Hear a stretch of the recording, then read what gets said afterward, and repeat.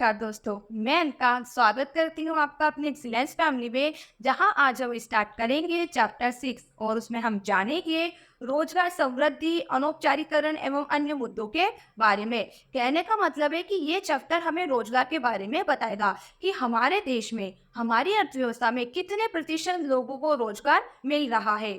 रोजगार में महिला की कितनी भागीदारी है, पुरुष वर्ग की कितनी भागीदारी है, कितने प्रतिशत लोग शासकीय नियमों के तहत काम करते हैं, कितने प्रतिशत लोग स्वयं का काम करते हैं और कितने प्रतिशत लोग ऐसे हैं जिन्हें काम भी नहीं मिलता है। ठीक है, तो इन सब के बारे में हम चर्चा करेंगे। साथ ही हम कुछ और बातों को भी जानेंगे, जैसे हम जानेंगे रोजगार विषय मूल्य अवधारणा को समझेंगे, जो आर्थिक गतिविधियों, मजदूर, श्रम शक्ति और बेरोजगारी से संबंधित है। फिर हम यहाँ जानेंगे विभिन्न क्षेत्र की आर्थिक गतिविधियों में पुरुष और महिलाओं की भागीदारी, बेरोजगारी बेरोजगारी के स्वरूप और विस्तार को जान पाएंगे देश के विभिन्न भागों और क्षेत्रों में रोजगार के अवसरों का सृजन करने के लिए सरकार द्वारा उठाए गए कदमों का मूल्यांकन। ठीक है, तो ये सब हमें जानना है, तो एक एक करके हम इन सभी के बारे में चर्चा करेंगे। शुरुआत हम करते हैं यहाँ पर इसके पहले पॉइंट से, जो कि है श्रमिक और रोजगार को लेकर। यहाँ स्टार्टिंग में परिचय दिया गया है। इस परिचय का मतलब होता है कि इस चैप्टर में आप जो जो बातें पढ़ोगे उस सब के बारे में यहाँ बताया गया है। बस इस परिचय में सबसे अच्छी बात आपको ये याद रखनी है कि इसमें बहुत अच्छी बात बोली है कि किसी कार्य से जुड़े रहना हमें अपनी सार्थकता की अनुभूति प्रदान करता है। यह सबसे अच्छी बात है इस चैप्टर की कि किसी कार्य से जुड़े रहना हमें अपनी सार्थकता की अनुभूति कराता है। सार्थकता मतलब हमारा होना या न होना।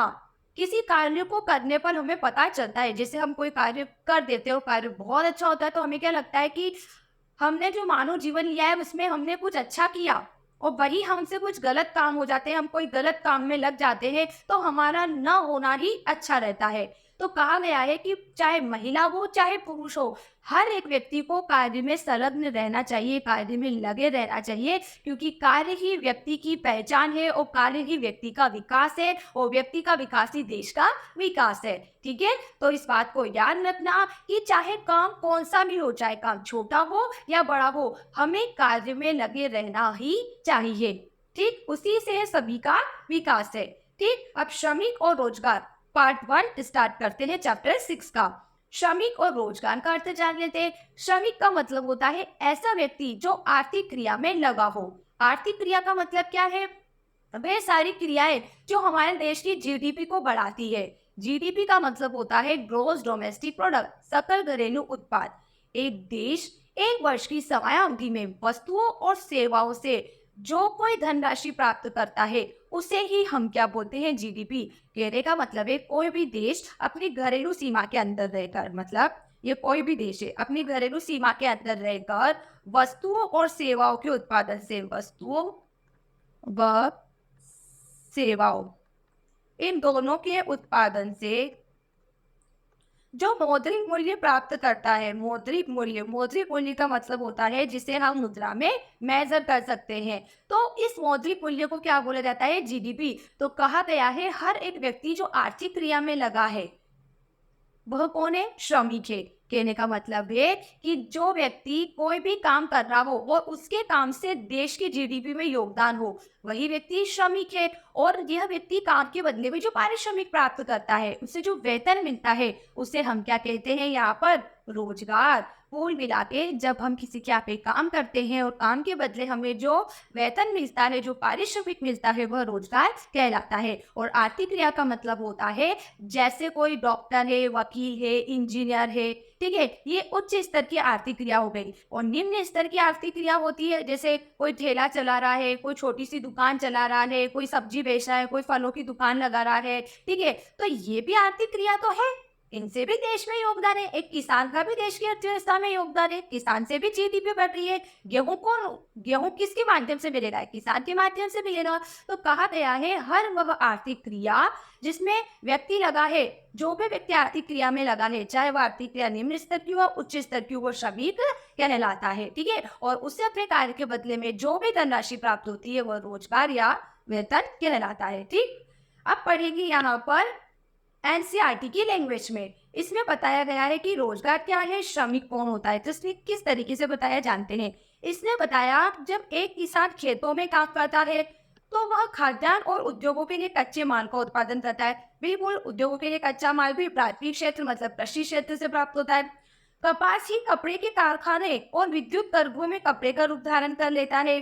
गाय या सांड को एक स्थान से दूसरे स्थान तक पहुंच जाती है। मतलब यहाँ अर्थव्यवस्था की प्राथमिक, द्वितीय, तृतीय तीनों क्षेत्रों के बारे में बोला गया है। प्राथमिक क्षेत्र कृषि पर आधारित होता है, द्वितीय क्षेत्र निर्माण से संबंधित होता है और तृतीय क्षेत्र सेवा क्षेत्र जैसे परिवहन से संबंधित है, डाक या भंडार गृह इनसे संबंधित होता है। फिर आगे लिखा, हम जानते हैं कि, एक सेकेंड, क्या हो गया, हम जानते हैं कि किसी देश में एक वर्ष में उत्पाद की सभी वस्तुओं और सेवाओं का कुल मौद्रिक मूल्य इसका सकल घरेलू उत्पाद है। मतलब अर्थव्यवस्था के जो 3 क्षेत्र है, प्राथमिक, द्वितीय, तृतीय क्षेत्र, इन तीनों ही क्षेत्र का मौद्रिक मूल्य जीडीपी कहलाता है। और हमने पहले से जाना था कि वस्तुओं और सेवाओं के उत्पादन से जो कुछ धनराशि प्राप्त करता है एक देश, उसका मौद्रिक मूल्य जीडीपी कहलाता है। और यहाँ इसने 3 एग्जाम्पल देखे, प्राथमिक, द्वितीय क्षेत्र के 3 एग्जाम्पल के थ्रू बता दिया है कि अर्थव्यवस्था को तीनों क्षेत्र से जो भी धनराशि मुद्रा के रूप में प्राप्त होती है उसे ही हम क्या बोलते हैं, जीडीपी। फिर आगे इसने बताया कि जीडीपी कब बढ़ती है, कब घटती है, कब बराबर रहती है। ठीक है, तो हमें निर्यात के लिए मूल्य प्राप्त होता है और आयात का मूल्य हमें चुकाना पड़ता है। बिल्कुल, जब हम किसी वस्तु को बेचते हैं तो हमें क्या मिलता है, पैसा मिलता है। उसी प्रकार से जब हम किसी वस्तु को दूसरे देश में निर्यात करते हैं, एक देश दूसरे देश को निर्यात करेगा तो बदले में उस देश की विदेशी मुद्राओं से प्राप्त होगी। और वही अगर वह अपने देश में किसी वस्तु को आयात करेगा दूसरे देश से तो उसे भुगतान करना पड़ेगा। तो जब हम क्या करते हैं, निर्यात करते हैं तो हमें धनराशि प्राप्त होती है और जब हम आयात करते हैं तो हमें धनराशि देनी पड़ती है। तो आगे इसने बोला कि इससे हम देखते हैं कि देश का निव्वल अर्जन धनात्मक हो सकता है। आयात और निर्यात से हम देश का निव्वल अर्जन देखते हैं। निव्वल अर्जन का मतलब होता है शुद्ध आय, शुद्ध राष्ट्रीय आय। ठीक है, आयात और निर्यात के माध्यम से हम बता सकते हैं देश की राष्ट्रीय आय कैसी है या देश का जीडीपी कैसी है। तो इसने बोला कि ये जो शुद्ध आय है ना, ये धनात्मक कब होगी, ये धनात्मक तब होगी यदि निर्यात का मूल्य आयात की अपेक्षा अधिक रहे। जब हम निर्यात ज्यादा करेंगे और आयात कम करेंगे तो हमें क्या मिलेगा, बड़े पैमाने पर विदेशी मुद्रा मिलेगी। तो हमारा सकल निवेश निवल अर्जन मतलब शुद्ध आय कितनी रहेगी, निवल का मतलब होता है शुद्ध और अर्जन का मतलब होता है आय। तो हमारे देश की शुद्ध आय धनात्मक कब होगी, जब निर्यात अधिक और आयात कम होगी। जब निर्यात अधिक और आयात कम होंगे तब हमारे देश की शुद्ध आय अधिक होगी, मतलब धनात्मक होगी।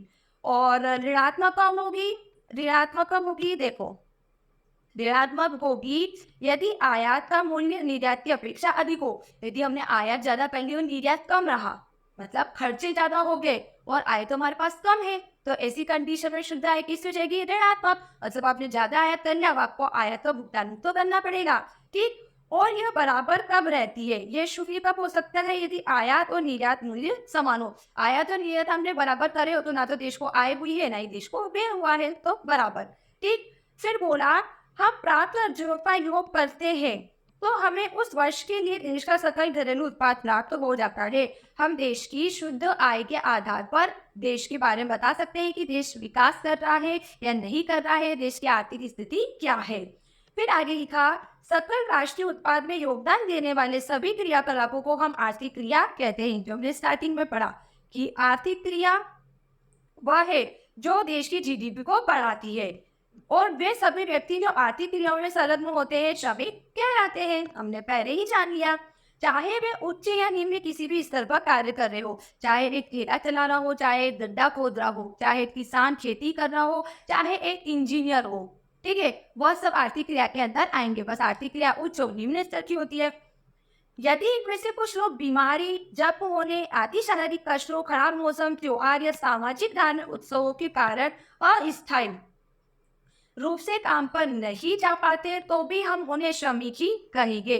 जैसे कोई व्यक्ति के घर में शादी आ गई है, जो काम करने वाले व्यक्ति की शादी आ गई, तो कम से कम 4 दिन की तो छुट्टी लेना, 4 दिन वो काम पे नहीं जाएगा तो भी वो श्रमिक की श्रेणी में आएगा। फिर लिखा, इन कामों में लगे मुख्य श्रमिकों की सहायता करने वालों को भी हम श्रमिक ही मानते हैं। इन कामों में लगे मुख्य श्रमिकों की सहायता करने वालों को भी हम श्रमिक मानते हैं। मतलब कि जैसा कोई व्यक्ति स्वयं के कार्य में लगा हो, जैसे किराने की दुकान हो, ठीक है? तो एक व्यक्ति खुद की दुकान चला रहा है, ठीक है? तो स्वनियोजित के अंदर आ जाता है, लेकिन वह अपनी दुकान पर काम करने के लिए किसी व्यक्ति को रख लेता है, तो वह व्यक्ति भी श्रमिक के अंदर आएगा जो किसी दूसरे के यहाँ पे जाकर काम करता है। स्वयं का काम करना बहुत अच्छी बात है कि किसी की यहाँ जाकर काम करते हैं और बदले में वेतन पाते हैं, तो वो भी श्रमिक के अंदर ही आता है, ठीक? क्योंकि वो पैसा पाता है। आमतौर पर हम ऐसा सोचते हैं कि जिन्हें काम के बदले नियोक्ता द्वारा कुछ भुगतान किया जाता है, उन्हें श्रमिक कहा जाता है, पर ऐसा नहीं है। जो व्यक्ति स्वनियोजित होते हैं, वे भी श्रमिक ही होते हैं। मतलब फिर इसने बोला कि हम उन्हें श्रमिक मानते हैं जिन्हें काम के बदले में कुछ पैसा मिलता है। हम उन्हें श्रमिक नहीं मानते हैं जो स्वनियोजित होते हैं, जबकि स्वनियोजित व्यक्ति को भी श्रमिक मानना चाहिए। वो मानते ही हैं, क्योंकि एक व्यक्ति स्वयं की दुकान चला रहा है, ठीक है? एक व्यक्ति की स्वयं की दुकान है, तो क्या उसकी दुकान पे पैसा नहीं आना है? इनकम तो हो रही है, वो टैक्स नहीं चुका रहा है क्या? और वो अपनी दुकान पे किसी को काम करने के लिए रख रहा है, बदले में वेतन दे रहा है, तो वो भी श्रमिक। कहने का मतलब है दुकानदार को वेतन किसके माध्यम से मिल रहा है? उसकी इनकम का साधन कौन है? उपभोक्ता। और जो उसकी दुकान पे काम कर रहा है, ठीक है, जो भी, चाहे उसको हम सर्वेंट बोले या कुछ भी बोले, या उसकी दुकानदार का पार्टनरशिप बोले, या उसकी दुकानदार का कोई भी आप उसको मानो, हेल्प करने वाला या काम करने वाला, तो उसको भी पारिश्रमिक मिला है। तो कौन मिला के कहा जा रहा है कि जो व्यक्ति स्वयं का कार्य करता है वो भी श्रमिक है, और जो किसी के यहाँ पे काम करता है बदले में पारिश्रमिक प्राप्त करता है वो भी श्रमिक है। सब स्वयं काम करने वाले व्यक्ति भी श्रमिक के अंदर आते हैं। बस एक महिला ही है जो घर का सारा काम करती है और उसको बदले में कुछ नहीं मिलता, और वो श्रमिक की श्रेणी में आज भी हमारे देश में उसको काउंट नहीं किया जाता है, क्योंकि महिला के काम की तो कभी गिनती ही नहीं होती है। फिर आगे लिखा, भारत में रोजगार की प्रकृति बहुमुखी है, मतलब बहुत तरीके के रोजगार है। कोई नियमित काम करता है, किसी को 12 महीने काम मिलता है, तो किसी को 12 महीने में से 6 महीने काम मिलता है, ठीक है? फिर आगे लिखा, कुछ लोगों को वर्ष भर रोजगार प्राप्त होता है, तो कुछ लोग वर्ष के कुछ महीने में रोजगार प्राप्त करते हैं। अधिकांश मजदूरों को अपने कार्य की उचित मजदूरी नहीं मिल पाती। वैसे श्रमिकों की संख्या का अनुमान लगाते समय जितने भी व्यक्ति आर्थिक कार्यों में लगे होते हैं, उन सबको रोजगार में लगे लोगों की श्रेणी में शामिल किया जाता है। मतलब यहाँ पे क्या बोला है कि अधिकांश मजदूरों को अपने कार्य की उचित मजदूरी नहीं मिल पाती। उचित मजदूरी मतलब जैसे कि हम बोलते हैं जो 12 महीने जिनको काम नहीं मिल पाता है, एक समय के अंतराल, जैसे फसल तैयार हो जाती है तो फसल की कटाई करने वाले व्यक्ति हो जाते हैं, ईंट बनाने वाले व्यक्ति हो जाते हैं जो 12 महीने ही काम नहीं करते, तो ऐसे व्यक्ति को एक अनुबंध के तहत वेतन दिया जाता है। इनका वेतन फिक्स नहीं रहता, लेकिन फिर भी इनको 12 महीने में से कुछ महीने तो वेतन मिल रहा है, तो श्रमिक की श्रेणी में आ रहा है। तो यहाँ यही बोला है कि वैसे श्रमिकों की संख्या का अनुमान लगाते समय जितने भी श्रमिक आर्थिक कार्य में लगे होते हैं, उन सबको रोजगार में लगे लोगों की श्रेणियों में शामिल किया जाता है। फिर लिखा, आप विभिन्न आर्थिक क्रियाओं में लगे व्यक्तियों की संख्या जानने को उत्सुक होंगे। बिल्कुल, हम जानते हैं कि हमारे देश में कितने % लोगों को रोजगार मिल रहा है। तो वर्ष 2017-18 का आंकड़ा बताता है कि भारत की कुल श्रम शक्ति का आंकड़ा लगभग 4 से 72 मिलियन आका गया था, क्योंकि देश के अधिकांश लोग ग्रामीण क्षेत्रों में निवास करते हैं, इसलिए ग्रामीण श्रम बल का अनुपात भी शहरी श्रम बल से कहीं अधिक है। भारत कृषि प्रधान देश है, भारत की अधिकतर जनसंख्या गाँवों में निवास करती है और गाँव पूरी कृषि पर निर्भर है। तो शहरी की तुलना में गाँव में सबसे ज्यादा रोजगार लोगों को मिल रहा है और वो कृषि पर निर्भर है। फिर आगे लिखा है, हाँ यही बोला ना इसने कि ग्रामीण श्रम बल का अनुपात शहरी श्रम बल से कहीं अधिक है। शहर में लोगों को जितना श्रम नहीं करते उतने ज्यादा श्रम गांव के लोग करते हैं। फिर आगे लिखा, इन 472 मिलियन श्रमिकों में 2/3 श्रमिक ग्रामीण के हैं, ठीक है, 2/3।